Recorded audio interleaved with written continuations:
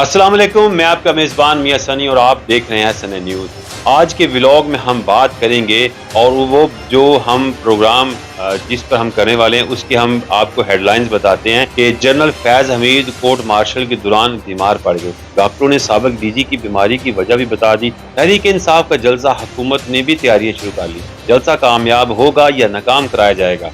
PTI रहनुमा शहबाज गिल की video भी सामने आ गई। अदालत में एक और नई दरख्वास्त दायर कर दी गई है।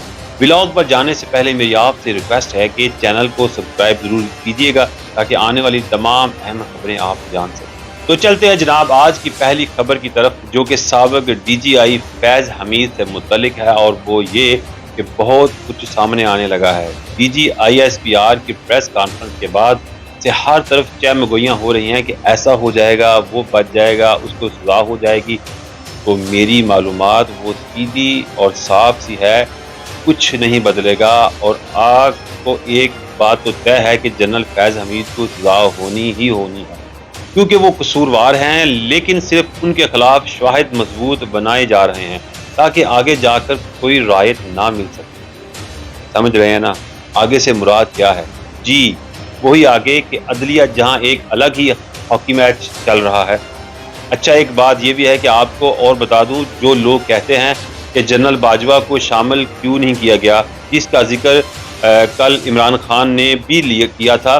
जनरल बाजवा के बगैर फैज हमीद का ट्रायल बदनीति है। तो जनाब दोनों के केसेस में फ़र्क है, और वो ये कि जनरल बाजवा ने अपनी रिटायरमेंट के बाद कोई ऐसा काम नहीं किया, फौज के खिलाफ साजिश नहीं की थी, जबकि फैज साहब अपनी फैजियाब बांटने से बाज नहीं आ रहे थे और उस ही की वजह से वो रडार में भी आ गए हैं। अच्छा, खबरें ये भी आ रही हैं कि फौज की तहवील में मौजूद जनरल फैज की तबीयत कुछ नसाज भी हो गई है। इसलिए कहते हैं कि वक्त बदलते देर नहीं लगती। कल जो खुद ताकतवर तरीन इंसान था वो आज खुद कमज़ोर हो गया है।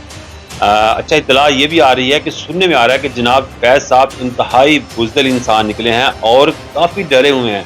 कोर्ट मार्शल ने उनकी नींदें उड़ा दी हुई हैं और उस वजह से वो फुल डिप्रेशन में जा रहे हैं। डॉक्टर ने उनको चेकअप के लिए कुछ अदवायात दी हैं, जिससे उनकी बीमारी को अब कुछ फ़र्क पड़ रहा है।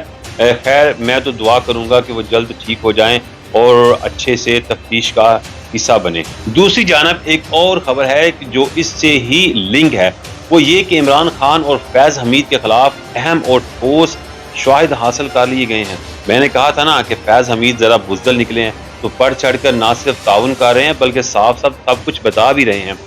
अच्छा, ये तो थी डी न्यूज़ की खबर कि जो सरकारी ज़राए ने इमरान खान के खिलाफ 9 मई और जनरल फैज़ हमीद केस के हवाले से फौजदारी शहादत जमा करने का दावा किया था। लेकिन ताहाल पीटीआई के बानी चेयरमैन को आर्मी एक्ट के तहत ट्रायल के लिए फौजी हकाम के हवाले करने का फैसला नहीं किया गया। उसकी एक वजह के सिविलियन का फौजी ट्रायल से मुतल्लिक केस सुप्रीम कोर्ट में ज़ेर समाअत और अल्तवा का शिकार है। इस वजह से शायद अभी ब्रेक लगी हुई है।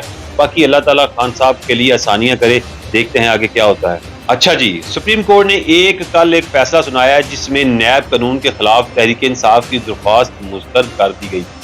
आज की डेवलपमेंट यह है कि बानी पीटीआई ने नैब तरमीम फैसले के बाद 1990 मिलियन पाउंड केस की बरीयत की दरख्वास्त दायर कर दी है। हैरत है, कल तक कानून के खिलाफ थे, आज उसी का फ़ायदा उठाने की तैयारी है।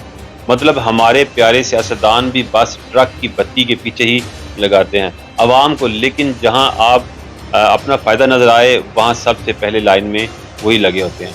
अब कुछ जिक्र हो जाए पीटीआई के जलसे का, तो पावर शो के लिए तैयारियां जारी हैं और कारकुन भी पुरजोश है। उम्मीद है इस बार जलसा हो जाए। लेकिन आपको कहा ना कि ट्रक की बत्ती, जी हाँ, वो यहाँ पर भी बत्ती फिट होती है, क्योंकि अगर जलसा अच्छा हो गया तो बल्ले बल्ले, अगर ना हुआ, नाकाम हो गया तो हुकूमत जिम्मेदार होगी कि रुकावटें लगा दी थी, रोका गया था, बंद कर दिया गया था, किसी को आने नहीं दिया गया था। तो दूसरा, ऐसा भी नहीं है कि हुकूमत आराम से बैठी हुई है, वो भी कोई ना कोई मसला तो डाल ही रही है और वाकई में रुकावटें तो खड़ी की जा रही हैं।